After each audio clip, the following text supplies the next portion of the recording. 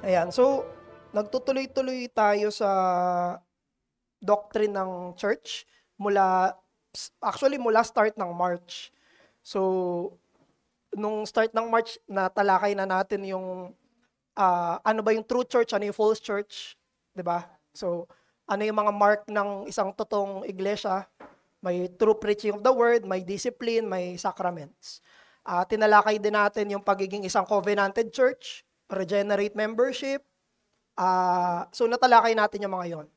Maging yung office, pastoral office, yung basics niya, qualifications, ano yung roles, napag-usapan natin siya. So ngayon naman, tutuloy-tuloy natin siya. Pupunta tayo ngayon sa plurality and parity. Yung parity, ibig sabihin nun, equality ng mga elders. Tatalakayin din natin yung iba pang aspects sa mga susunod, yung ruling function ng elders, roles ng elders at ng church sa isa't isa, diaconate office, tapos bandang May, June, tatalakayin na natin yung authority naman ng church. Ano yung mga papaano in-exercise ng church yung kanyang authority. Hanggang doon pa lang. So, tutuloy pa natin yan hanggang sa mga susunod na quarters. So, ngayon, tignan natin yung plurality, ibig sabihin, hindi lang iisa, at yung pagkakapantay-pantay ng mga elders. So, ang una nating i-check ay yung Book of Acts.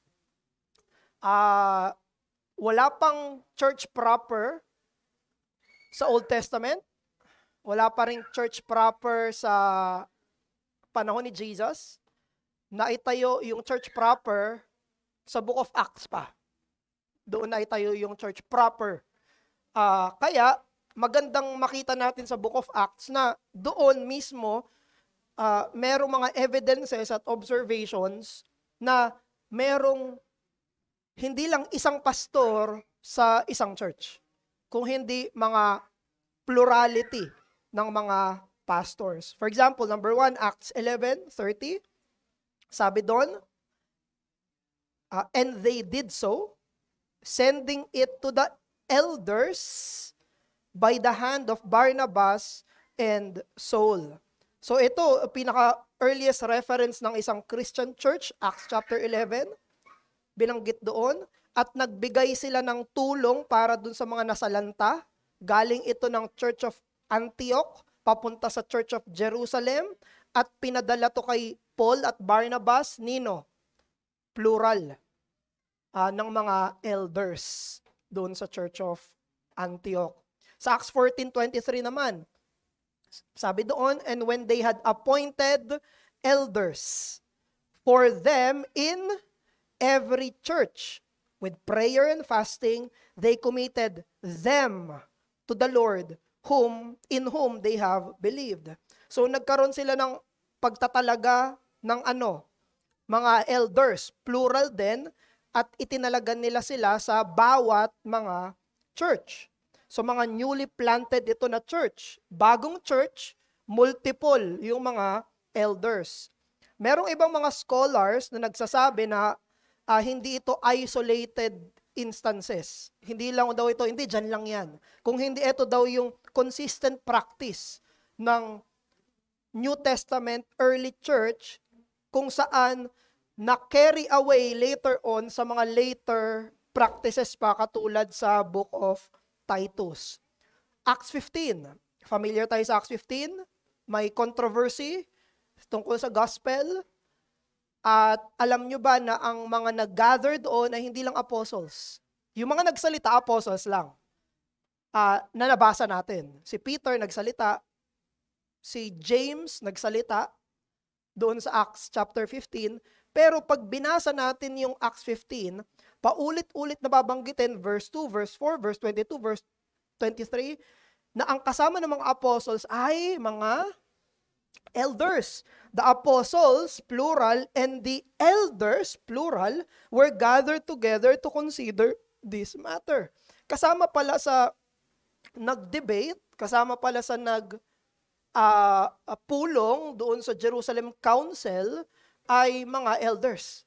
Apostles, ito yung mga may direct revelation sa Panginoon, representative sila, pero sa Jerusalem Church, habang may apostles pa, may tinalaga na silang mga elders. Kasama na nila na nagtitipon doon. So, nire-reinforce nito yung image na collective yung governing body ng Jerusalem Church. Hindi iisa yung kanilang pamunuan. Sa Acts chapter 20, familiar ulit tayo kasi ito yung madalas kong gamit nakaraang pagtuturo, na aalis na si Paul sa Ephesian Church. Nung umalis na si Apostle Paul sa Ephesian Church, ang pinatawag niya ay mga elders. Ephesian Church ba? Tama, Ephesian Church. Pinatawag niya yung mga elders, plural na mga elders. So, basahin natin, Acts chapter 20, 17.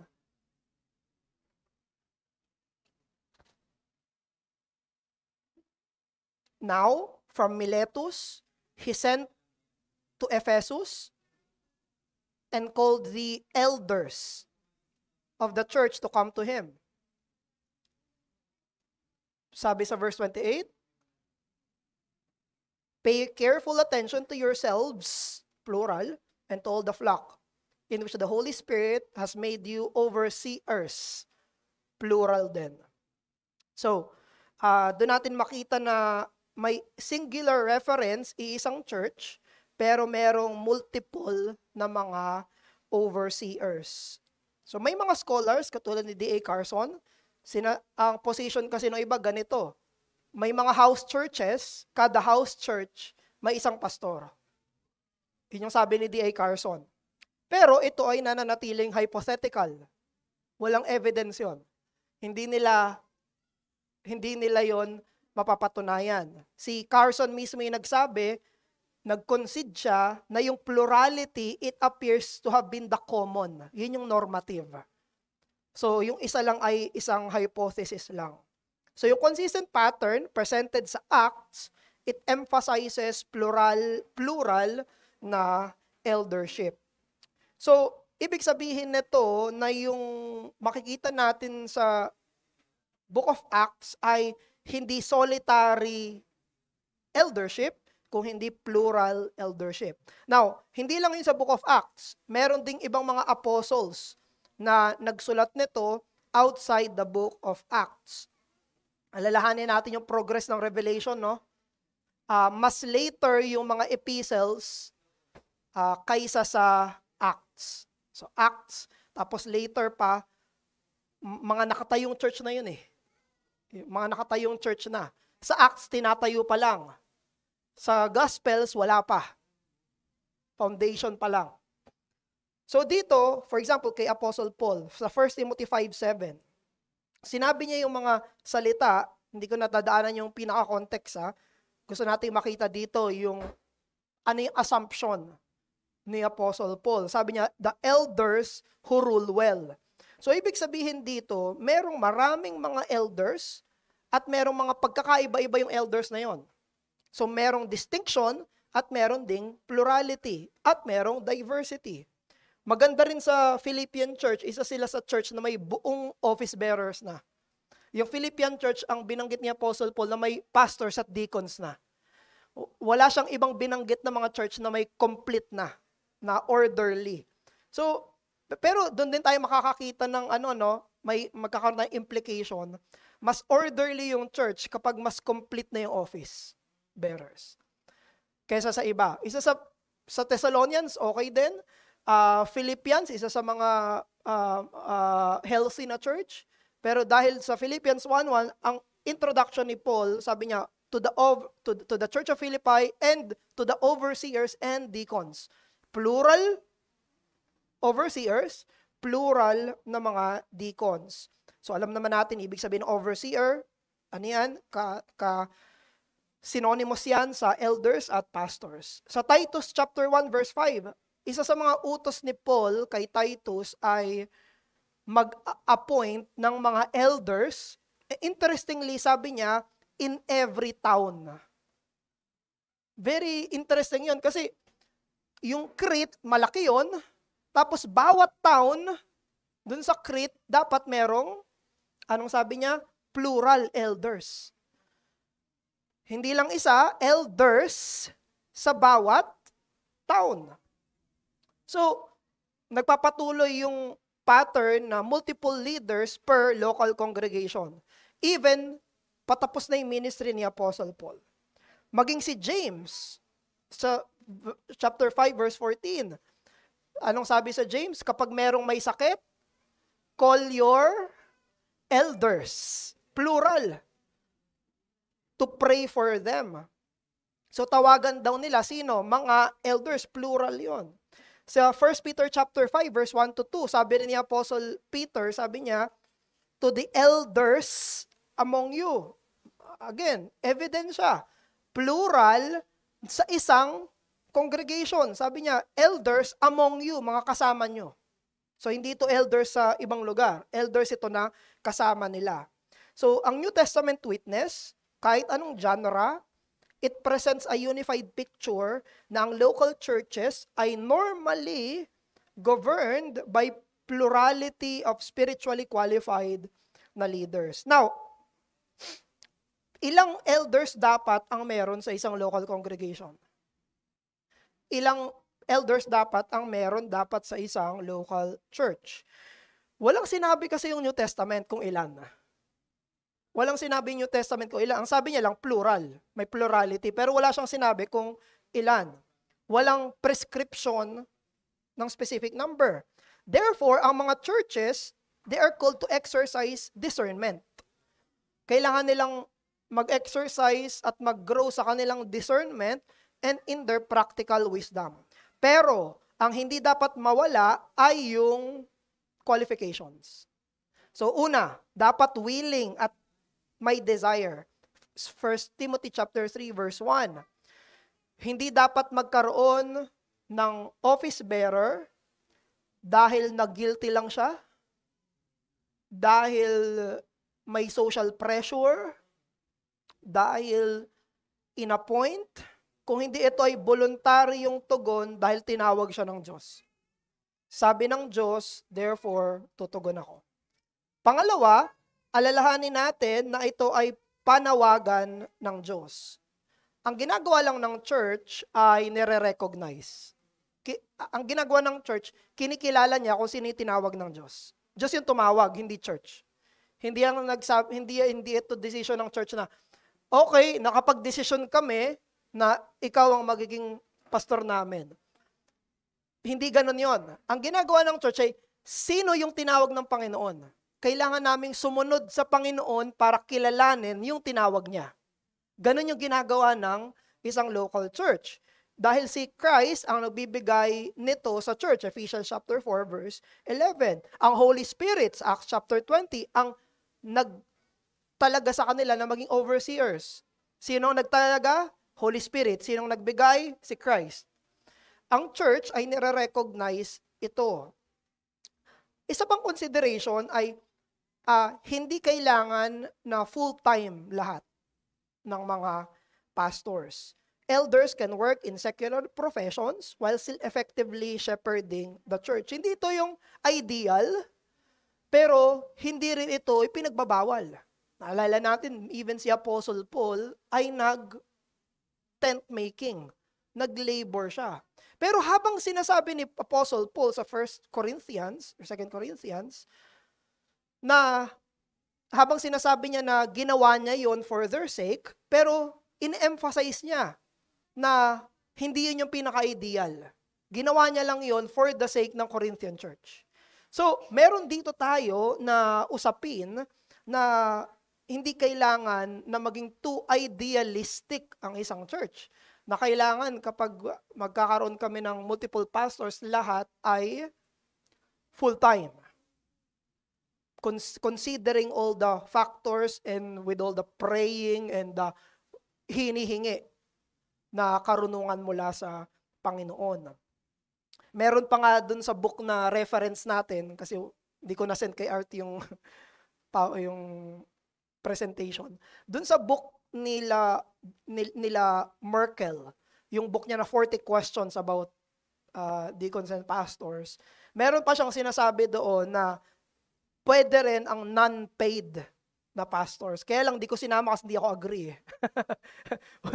hindi ako nag-a-agree na magkaroon ng office nang walang kahit anong support yung church doon. So, ang conviction ko hanggang part bivocational, pero hindi ako nag-agree na totally walang support doon sa isang pastor. Pero, sabi nila yon, nangyayari yon sa kanila.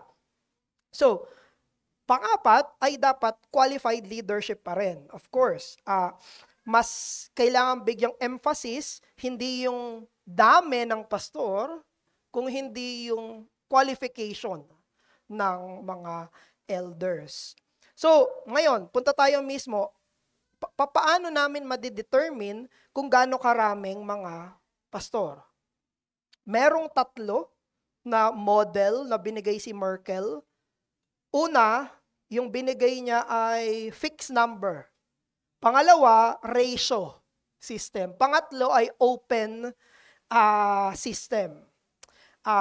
Yung 3 sistema na to, iba-iba to, pero ito yung mga sistema na merong advantage lahat at may disadvantage lahat. Yung sinasabing fixed number system, yung church ay magde-decide na kailangan namin ng ganitong number ng pastors. Tapos fix na yon. Yun yung ipagpe-pray nila. So, pwede silang mag-set ng ideal number, tapos ang ipagpe-pray nila ay mapuno yung slots na yon, kung gaano karami yung mga pastors noon. Yung ratio system naman, ito naman ay depende kung gaano karami yung members. For example, isang pastor per 50 members. So, ibig sabihin niya, pag nag-100, 2 dapat. Pag 150, 3 dapat. May ganong mga pangalawang sistema. Depende sa number ng mga magiging members. So, yung una, yung ratio, yung fixed number system,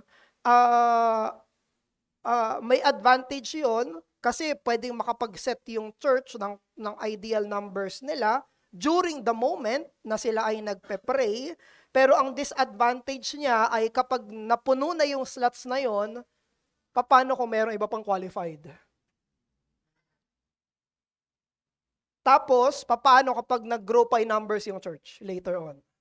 So, yun yung disadvantage ng fixed number. Yung ratio naman, advantage naman niya ay, of course, hindi ma-overburden yung pastor kasi per number ng members. Ayan, kaya lang kapag masyadong dumami na yung members, sobrang dami ding pastor nung isang local church. Lahat yan ay mga mako-consider natin. Yung open system naman, yung pangatlo, ito naman ay medyo mas passive siya. Hinahayaan niya kung ano yung gawin ng Panginoon. Pag meron, pag wala, wala. Ganun yung sa open system niya sa usapin na ito. Hindi siya nagbibigay ng number, hindi siya nagbibigay ng mga ganitong klaseng plans. Kaya lang, of course, ang wala naman dito ay yung pagpaplano. At it lacks administrative precision. So, mga considerations lang ito mga to, pero ang dapat na i-resist ng church ay yung mga pragmatic approaches, of course, instead of cultivating spirit-dependent and biblically grounded leadership structure. Hindi natin sabihin na ito tama, ito mali, ito tama, ito mali. Pero pwede tayong magkaroon ng wisdom sa mga nabanggit ito ni Merkel. So ang pinaka-best na sistema ay yung nag-enable sa elder na faithfully ma-shepherd yung flock without being overburdened, while also ensuring na silang mga totoong tinawag at totoong qualified ang magsaserve dito sa vital role na ito. Punta tayo sa parity. Ang parity ay equality. Hindi tayo naniniwala, kamamatay lang ng Santo Papa, ang mga Episcopalian churches ay may hierarchy ng mga pastors. Tandaan natin, ang Santo Papa, ganun lang yung term niya, pero ang ibig nilang sabihin doon, siya ay ang chief pastor nila. Yun yung ibig sabihin. Kaya pag nakita nyo sa balita, ang ibig nilang sabihin, namatay na yung head of the church. Kaya lang kasi tayo, di tayo naniniwala dun eh. Naniniwala tayo si Christ ang head ng church. Siya lang yung kaisa-isang chief pastor. At lahat ng mga pastor ay magkakapantay ng mga ang tawag ay under shepherds. Sila ay mga nasa ilalim ng punong pastol. Kaya hindi tayo naniniwala sa hierarchy ng mga pastor. Hindi tayo naniniwala na may chief pastor or anong tawag doon? Senior pastor, youth pastor, assistant pastor. Hindi tayo naniniwala sa mga yon. Naniniwala tayo, anong sinabi ng scripture? Overseer, elders, and shepherds, pastors. Iisang term yan. At sa nabasa natin sa Acts, iisa lang yung designation sa kanila. Hindi sila iba-iba. Ang mas mataas lang sa pastor sa New Testament ay apostles. Kasi direct representative sila ni Christ eh. Wala nang apostles. Yung scripture na yung meron tayo. Yun yung pinakamataas sa atin, ang Holy Scripture. Ngayon, kaya ang ibig sabihin nito ay naniniwala tayo sa equality or parity of elders. Now, bakit kailangan na magkaroon ng equality, ng authority within the church yung mga pastors? Alam nyo, isa ito sa mga lumalaking problema sa mga churches. Yung usapin ng authority ng mga pastors. Kasi pwedeng magkaroon na kung sino yung unang naging pastor, siya yung mas mataas yung authority kaysa sa mga later. O kaya naman, kung sino yung mas matandang pastor, mas mataas authority niya kaysa sa mas batang pastor. O kaya naman, kung sino yung mas theologically trained na pastor, mas mataas siya kaysa dun sa hindi. Pwedeng magkaroon ng iba't ibang mga depende sa personality. Mas malakas personality ni pastor kaysa sa kapwa niya pastor, pwede ring magkaroon ng problema dyan sa mga yan. Pero ang naniniwala tayo na tinuturo ng scripture na merong equality sa usapin ng authority ng mga pastors. Now, bakit? Una, dahil lahat ng elders ay iisa ang qualification, same ang qualification. Walang sinabi na ibang elder merong mas extra qualification. Hindi, lahat, di ba? 1 Timothy 3, yun lang. Titus 1, yun lang. Walang extra qualification. So, kung same ang qualification, same din ang authority. Walang mas mataas. Yung mas matandang pastor at mas batang pastor, pareho yung qualification nila. Now, bakit magkaiba dapat yung authority? Hindi dapat. Pangalawa, they share the same responsibility. Pareho ng responsibility, pareho ng authority. Primarily, teaching and also shepherding. So, kahit na iba-iba yung mga laki ng time na ginugugol, pero same pa rin ang responsibility na meron tayo. So, ganun din, dapat maging maingat tayo na isipin kapag mas mataas ang authority ng full-time kaysa sa bivocational. Hindi ganun. Hindi dapat na mangyari yon. Na-invite kami ni Pastor Erdy nung January sa Cavite, dun sa Reform Life Community Church, na magturo tungkol sa plurality of eldership. Kasi karamihan sa Reba, puro singular pastor lang. Ang isang, ano ba yun? Moonwalk ba yun? Yung may 4 na pastor? Yeah. Yun yung isabi ko, galing. Habang si pastor nila doon. Tindi. So, kasi iilan lang yung may mga multiple na mga pastors. Kaya lang hindi kami natuloy dahil may mga dinidil tayo sa church during that time. Sabi namin, next time na lang. May discipline issue kasi tayo noon. So, inano muna na. Pero, napag-usapan namin ni Pastor Erdy yun. Na naging opportunity na mapag-usapan itong topic na to. December pa yon, pinag-usapan na namin ni Pastor Erdy. So, sa usapin nito, kailangan maging aware tayo sa usapin ng equality ng authority. Kaya may mga decisions na hinahayaan talaga ako ni Pastor Erdy, pero may mga decisions na hinihingi ko yung approval niya. Hindi ako nagbibitaw kaagad. Patanong palagi, Pastor, anong tingin mo dito? Pastor, anong tingin mo dito? Ayan. So, dahil kailangan nating i-honor yung equality ng usapin ng authority. So, ano pa yung isang reason? Number 3, kapag nagbigay tayo ng mas malaking authority sa isang elder kaysa sa isa, it creates a separate, distinct office. At di tayo naniniwala doon. Hindi tayo naniniwala na may separate, may pope, tapos may archbishop, may bishop, tapos may priest. Ganon sa Episcopalian, di ba? Ganon sa Roman Catholic Church. Merong hierarchy. Sa mga modern evangelicals, may senior pastor, may pastor, tapos may assistant pastor. Palagi sa akin kinukwento ni Paul, may youth pastor pa daw. So, merong hierarchy. Hindi tayo naniniwala na may ganon sa scripture. Therefore, hindi tayo dapat magbigay ng authority sa isang elder dahil dahil it creates a separate and distinct office. So, all elders are due the same respect and honor and should be equal in value, power, and also rank. Pero, alam naman natin na hindi natin hinihiwalay yung idea ng primus inter pares, first among equals. May iba-iba tayong gifts. Si Jesus mismo ay pinapractice niya yung ganitong concepts. Sa 12 disciples, meron siyang inner circle, 3. James, Peter, John, Peter, and James. At dun sa 3 yon, meron pang isang may leading role. Sino? Si Apostle Peter. Pero tandaan natin, kahit na leader si Paul, si Peter, kahit leader si Peter, walang tayong makikita sa New Testament na may special title siya, na may special privilege siya, na mas mataas siya sa iba. Pero, ang pwede nating ma-recognize ay mas gifted siya sa usapin ng leadership kesa dun sa iba. Hindi sinasabing mas mababa sila Tadeus, sila Mateo, may isa pang Judas na hindi Iscariot.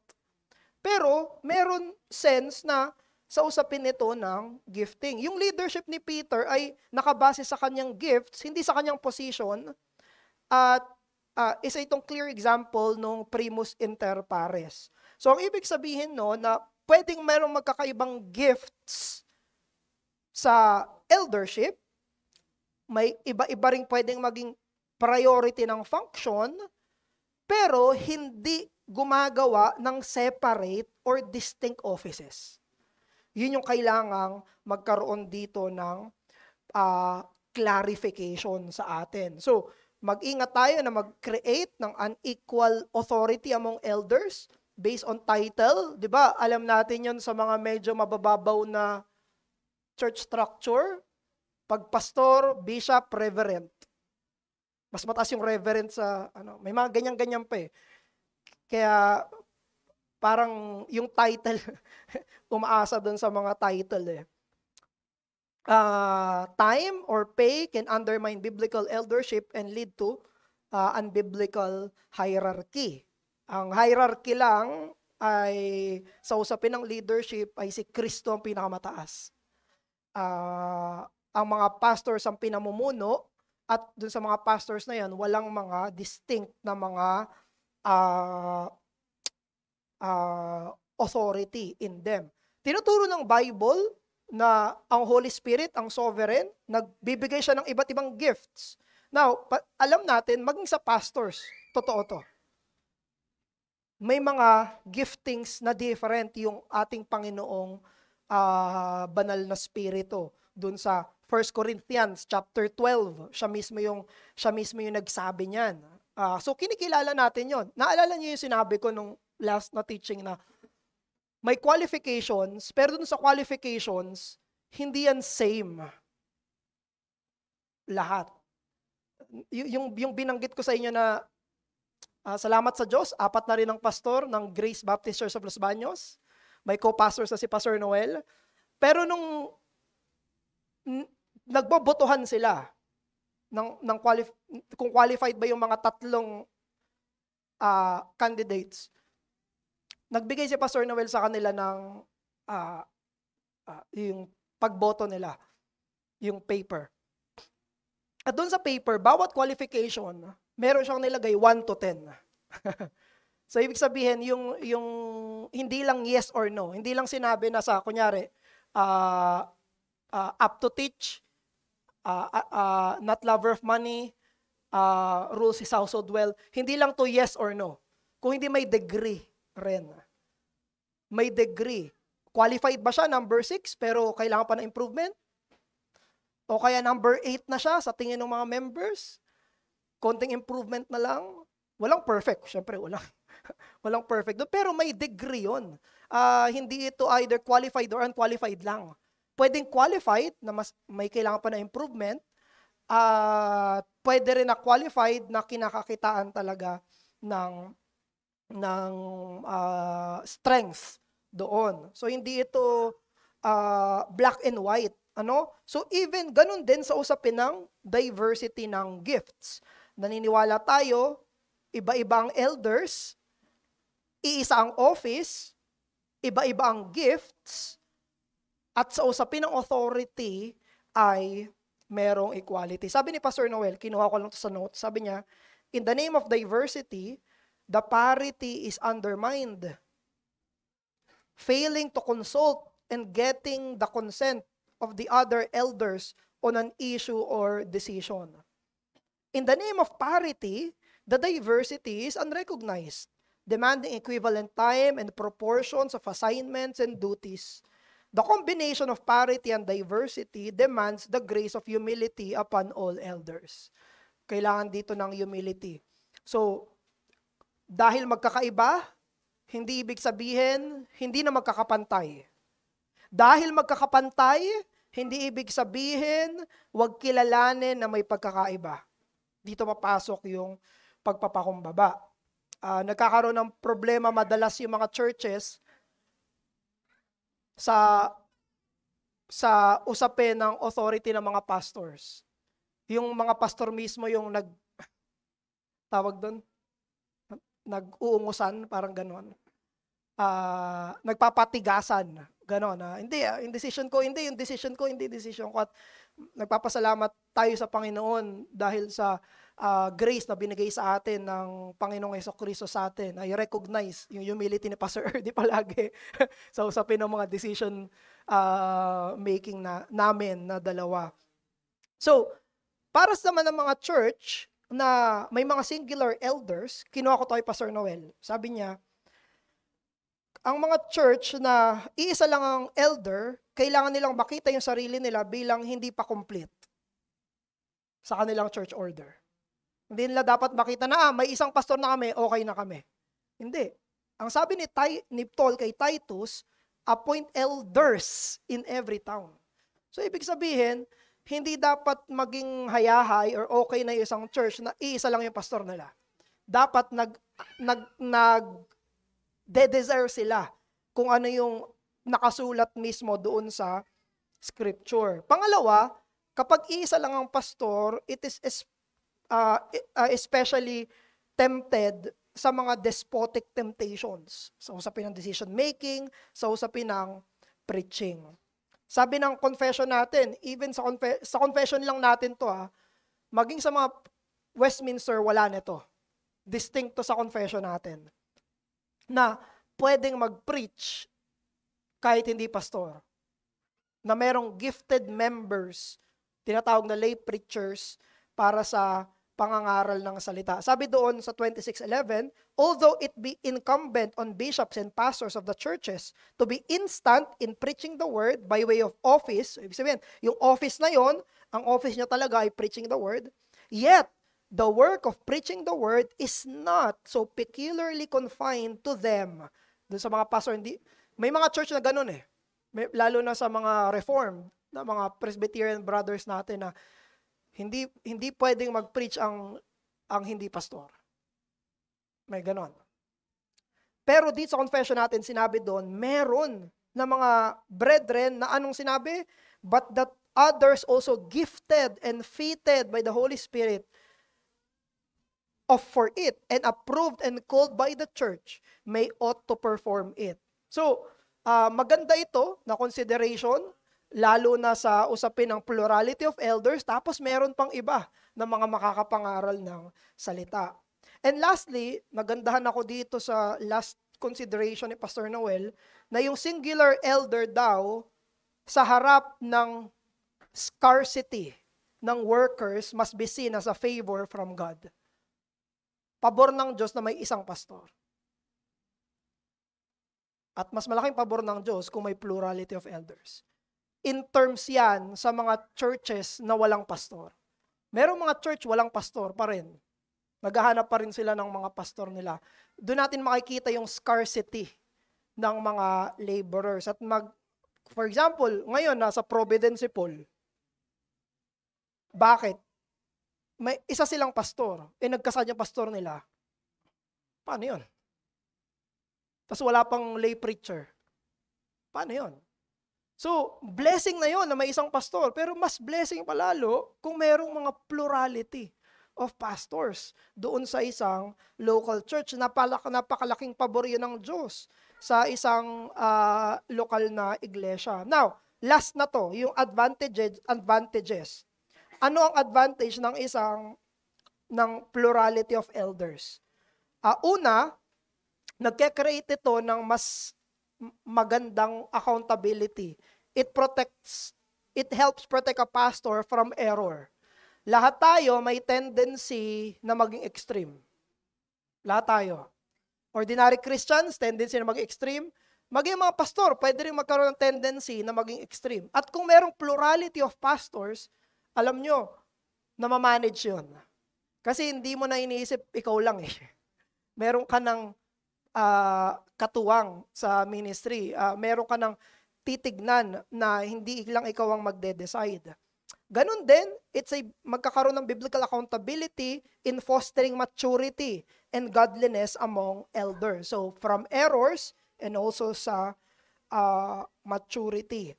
Pangalawa, may balance. Nagpo-provide yung plurality of elders sa church when it comes sa preaching, sa ministering ng usapin ng pagiging balanse. Pangatlo, burden sharing. Meron kasi, brethren, na sense na, di ba, iba-iba tayo.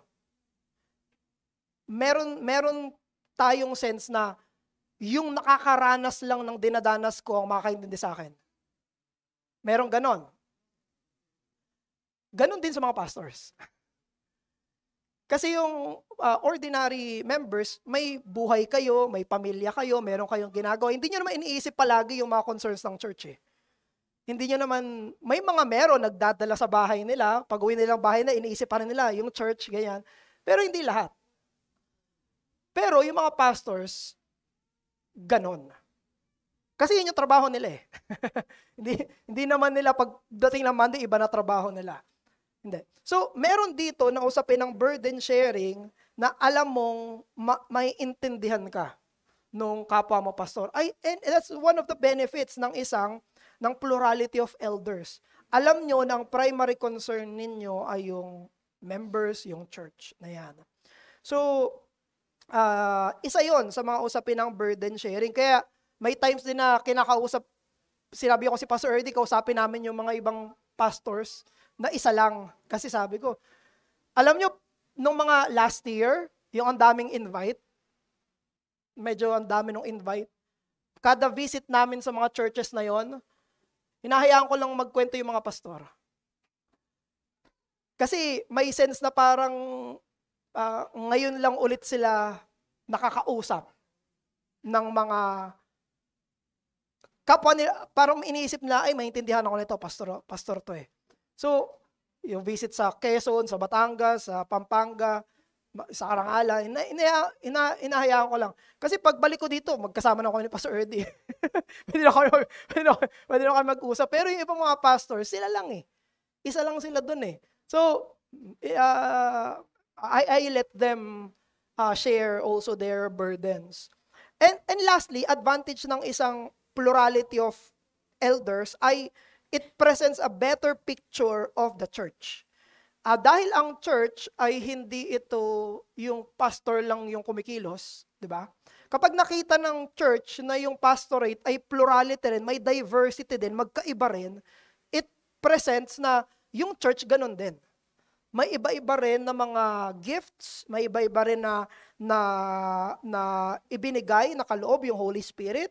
Therefore, it presents a better picture nung iglesia, yung plurality of elders. So, Sige, dun muna tayo nagtatapos sa ating lecture. Any question or comments sa usapin ng plurality of uh, elders? So, hindi ko to tinapik kasi sinabi ko na mag-pray tayo ng dagdag pastor, ha? Nung ano pa to, December pa to. So, pero pwede rin. I-mag-pray natin.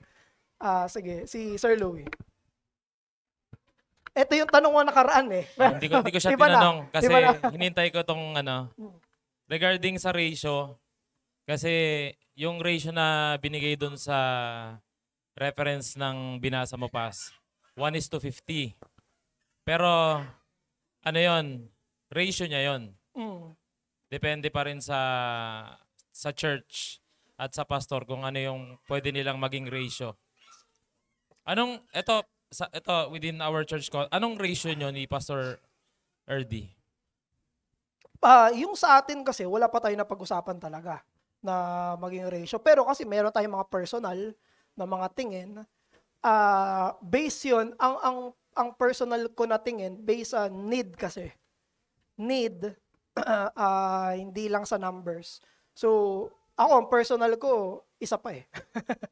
Magdagdag pa ng isa, yun yung in-open up ko. Maganda yung pag-pray ng church. Maganda rin na pag-hiwalayan na ng budget ng church. Kasi yung sa TNC, isa pa lang si Pastor Joel doon. Pero nung naging member ako doon, nagtatabi na sila. Kasi nagpe-pray sila eh. Ikaw dapat.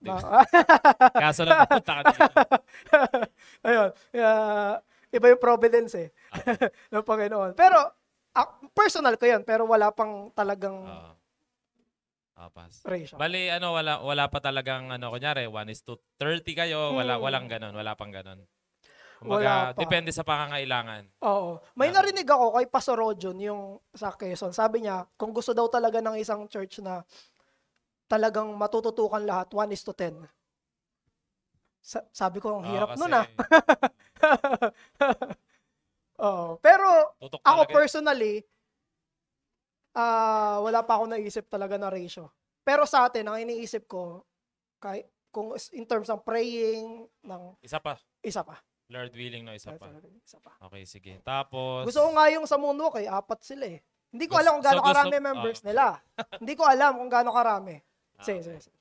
So, bali itong na to, Pastor, itong pagdadagdag ng elder, it can be requested either by the members or by the pastors. No, yun yung nakita ko lang dito. Kumbaga, kung nakita ng member na kailangan nating ng another elder kasi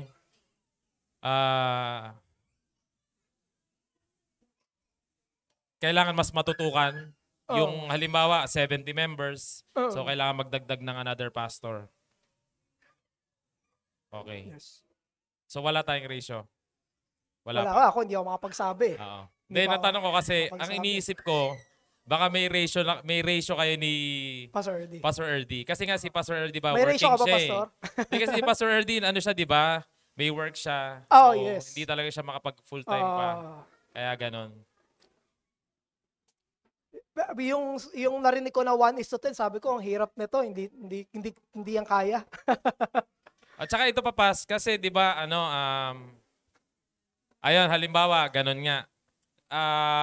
Siyempre, yung sabihin na natin yung income, no? Yes. In terms of financial. Kasi, halimbawa, kailangan talaga ng isang elder pa. Ano ko lang to sa akin idea lang. Pero nakikita na parang hindi pa kaya ng church financially magdagdag. Though ako, leaning ako doon sa, syempre, may gagawin naman ang Panginoon doon. Yes. I agree with that. Pero syempre, we need to consider din yung financial capability ng church. Anong mo doon? Anong take mo doon? Yes. Hindi yan dito, pero may nabasa ako dati na doon papasok sa usapin ng humility, pag-seek ng... Kay Pastor Noel ko pala ito narinig na humility, wisdom din ng isang church pagdating dun sa, kapag kailangan pa ng additional pastor, pero hindi pa kaya ng budget. Dun mapag-uusapan yon na pwedeng hindi pa full-time. Pwede nga, yung full-time, babawasan yung kanyang binibigay sa kanya for the sake na magkaroon ng additional na pastor. So, magte-take yun ng sacrifice sa lahat. Yung members, pwedeng makausap ulit when it comes to their commitment sa giving, dahil sa need na yon. Pero yun, kinakailangan nyo ng sacrifice on all ends. Pagdating saka prayerfulness, syempre, dun sa usapin na yun. Kasi hindi ako payag talaga dun sa sinabi ni Merkel na unpaid pastor. Di ako convinced doon. Pero nasa book niya yon. Parang ibig niya kasi sabihin na hindi dapat maging hadlang yung budget sa pagdadagdag kung qualified naman. Parang sa kanila kasi, syempre medyo mas kaya nila eh. Kunyari, may trabaho ka sa West, kaya mo eh. May ganong sense eh. Pero iba yung case natin dito sa Pilipinas. Doon lang ako hindi convinced sa unpaid. Pwedeng magkaroon ng usapin doon sa challenge sa members, doon din sa management ng finances. Pero kailangan meron. Kung sakaling magkaroon tayo, hindi ako papayag na wala. Kasi salamat Pas. Kasi ako naman agree ako doon. If Lord willing magdagdag ng isa sa atin. Pero nandun din ako sa part na nire-reconcile ko sa isip ko na yung finances ng church, papaano matutustusan yung pangailangan nung idadagdag na elder. Pero thank you so much kasi ano ko doon, na clear sa mind ko yon. May ano rin doon na kaya wise din na habang wala pa magtabi na kahit konti. Yung church na konti lang sa budget kasi pag habang hindi pa sinasagot, para hindi biglaan may budget na para doon sa next. I think may wisdom doon. Thank you, Pas. Sige, others kay si Sir Manny to si Sol.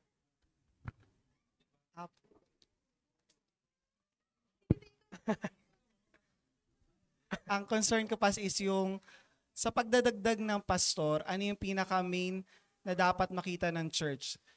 Ano ba yung pag medyo sa preaching ba? Nahirapan sa load ng anong part ng ministry? Parang ganun in general. Anong part ng ministry ng church na kailangan na talagang mag-add ng pastor? Ano yung ministry ng church na medyo dapat makitang kulang na? Parang ganun. Or specific, parang nakita ko sa oversight ba talaga yung pinaka-concern para talagang mag-add na ng pastor para mas yung term niyo po Pas na matutukan. Ayun po ba yung pinaka-concern? Ayun lang Pas.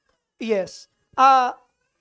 Ang pinaka-isang concern talaga ay yung counseling oversight. Isa yon. Kasi pagdating sa again, personalized na sa atin to hindi na ako na sumasagot based sa topic lang. Personalized siya pagdating talaga sa oversight. Para magkaroon ng additional time, additional na sasalo ng roles pagdating sa oversight. Isa yon sa mga main. Dahil ang pinagpapasalamat naman natin sa Panginoon sa atin, walang scarcity ng preachers eh.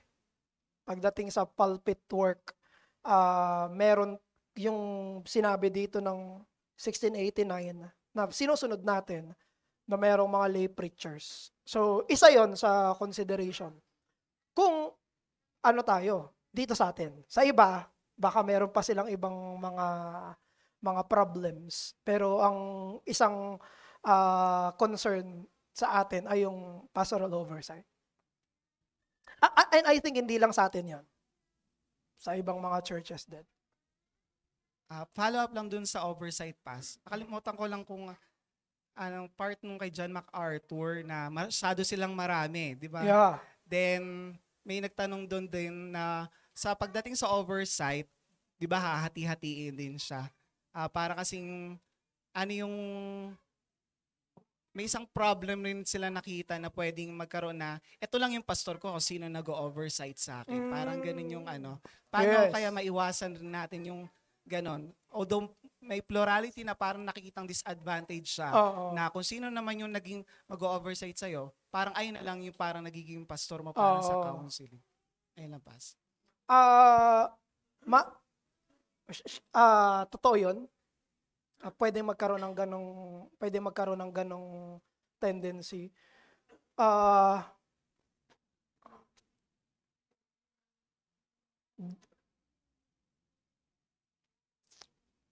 ang isang naiisip ko doon is kaya kailangan maganda rin na mapagplanuhan na hindi lang isang pastor yung magka-counsel sa isang member. Na kahit na may times ng focus, pero meron pa rin na time yung lahat ng pastors to talk.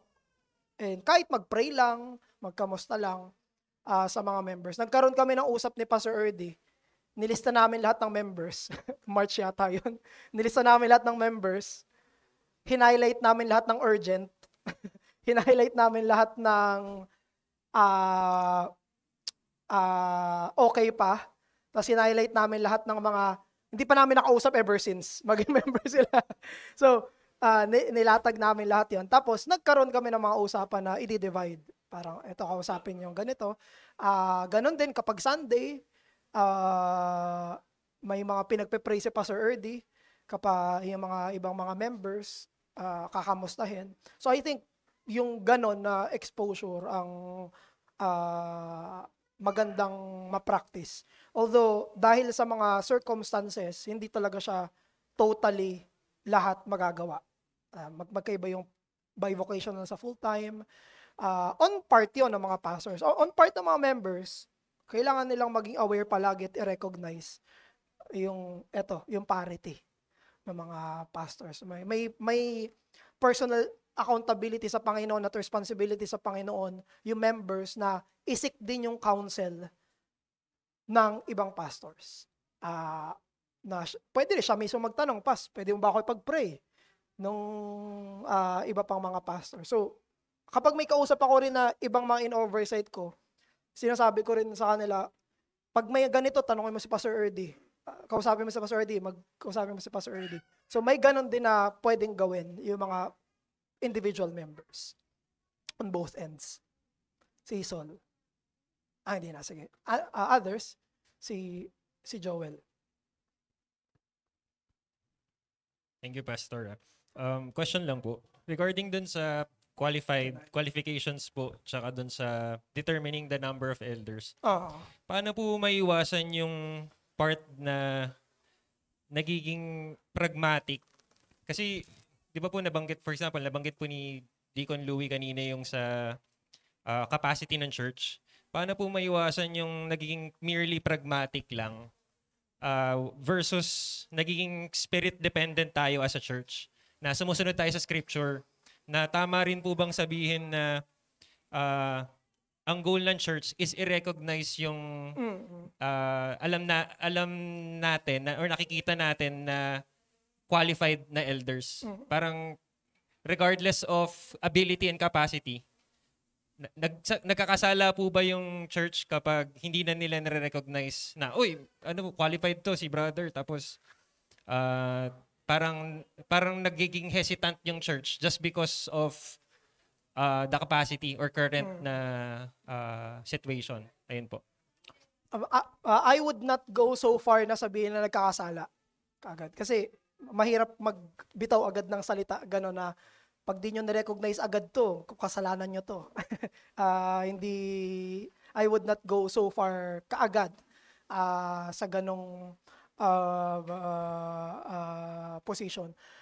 Pero, it would be detrimental sa isang church. Kung meron ng qualified, tapos hindi pa rin nila nire-recognize, very obvious na, detrimental yun. Kasi, parang binigay na nga ni Christ ito, tapos ayaw nila recognize. Kumaga, it would be to their own disadvantage in terms ng service. So, ayun. Yung sa usapin naman ng sa pragmatism, kaya meron ding advantage yung open system. Kasi yung dalawa, yung fixed tapos may ratio.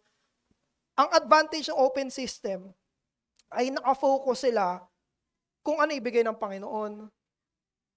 Nakafocus sila sa pag-depend sa Panginoon.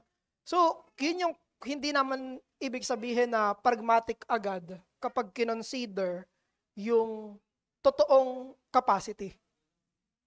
Ang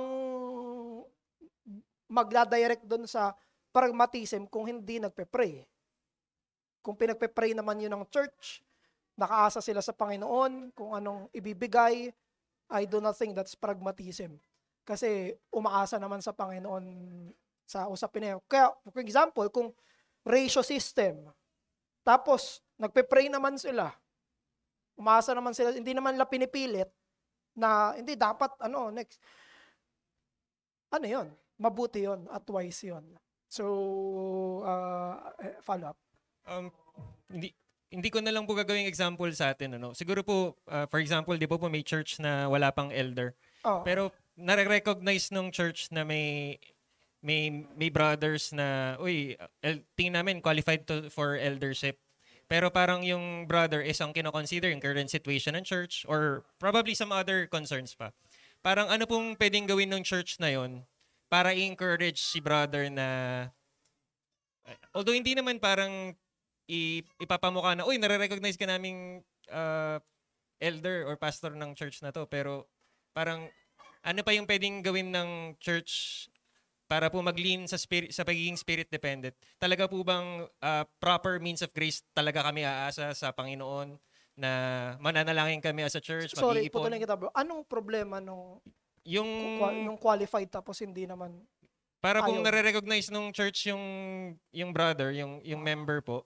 Pero yung member or yung brother, hindi naman necessarily ayaw, pero based on any situation, hindi niya nakikita na for example, hindi pa pala kaya ng church na yon na magkaroon ng elder sila. Parang gano'n. Parang may gano'n lang po, no? So, ano lang po, hypothetical lang, Bas. Yun. Dun kailangan ng pag-uusap. Kasi pwedeng misconception lang naman. Pwede naman na, for example, kung hindi full-time yung i-recognize nila, ibig sabihin, hindi rin dapat full-time expectation nila. So, parang may mga ganong kailangan i-clarify kapag nag-uusap. Hindi full-time yung, kunyari lang, hindi kaya talaga ng church, kasi yun yung binigay mo example. Therefore, yung expectation ng church, hindi dapat parang pang full-time siya. Kumbaga, hindi siya ihinga ng time na parang full-time siya. So, meron ding on the end yun ng church. Maintindihan din yun ng tinatawag. Kasi pwede magkaroon lang ng mga misunderstandings dyan doon. While encouraging yung qualified na ipag-pray niya pa rin yun. Pwedeng bigyan ng time, ipag-pray mo yan, tapos next time, usap ulit tayo. Hindi rin naman yun ura-urada na kailangan now or never. Sumagot ka ngayon na, pag hindi, wala na. hindi ganun yan it takes time, it takes waiting, it takes praying pagdating doon. Last na po, kung okay lang po. Yung church po ba dapat, para may sense na ang end game nito is, quote-unquote end game, is yung mga bivocational pastors maging full-time? Or parang may sense na hindi natin alam kasi hindi naman natin talaga alam kung kailan babalik ang Panginoon. Pero may sense na while ito yung goal, parang may acceptance din na possibly baka hindi dumating sa ganung point na, di ba po kanina nabanggit niyo na ideally, kung pwede lahat full-time pastors, parang ganon. Pero parang totoo, magiging wise ba or biblical po ba na may sense na may pag-accept na talagang baka hindi talaga kaya na for a specific time and baka mamaya bukas bumalik na yung Panginoon pero hindi talaga natin nagawa, parang ganoon po. Yes. Yun lang yung sagot ko ba? Tama lahat yun. Hindi siya either or. Hindi siya, gusto natin talaga na lahat ng pastor maging full-time. Pero may mga situations na nagko-call na hindi talaga siya kaya.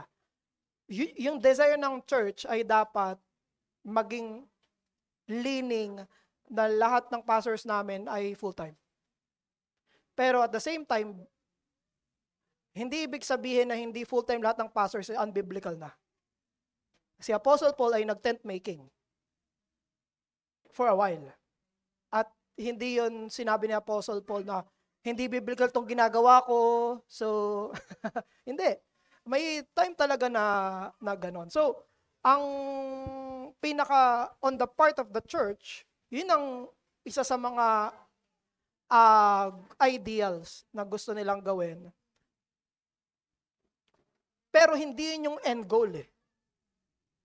Ang end goal kasi ng multiplicity of pastors ay makapag-minister sa church para yung church ay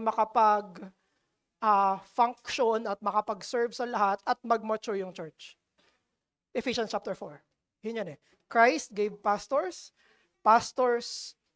minister.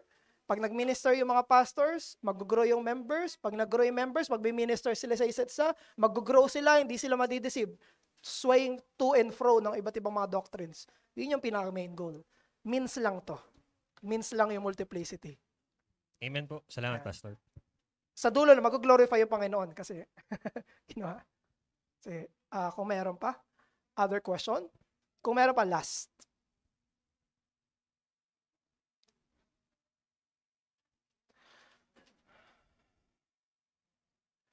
Sige, let's pray. Manalangin po tayo. Ama namin, mapasalamat po kami sa iyo sa naging talakayan namin regarding sa plurality and parity of eldership. Inihiling po namin ang blessing nyo dito, lalo na sa usapin ng church bilang isang church at decision making ng church at sa usapin ng ideals namin bilang isang church, kung ano yung nakalagay dun sa script, sa inyong salita, sa scripture. Nihiling po namin na magkaroon kami dito ng awareness at tamang motive at nakaasa sa iyo sa mga ipoprovide mo sa amin, at ganon din inihiling namin na bigyan nyo rin kami ng heart para sa better order ng aming church. Papasalamat na po kami ngayon sa plurality of elders at sinisik namin ang inyong further blessing para po sa amin. Palain niyo po kami sa natitira pang oras mamaya sa Lord's Day sa pangalan ni Jesus. Amen.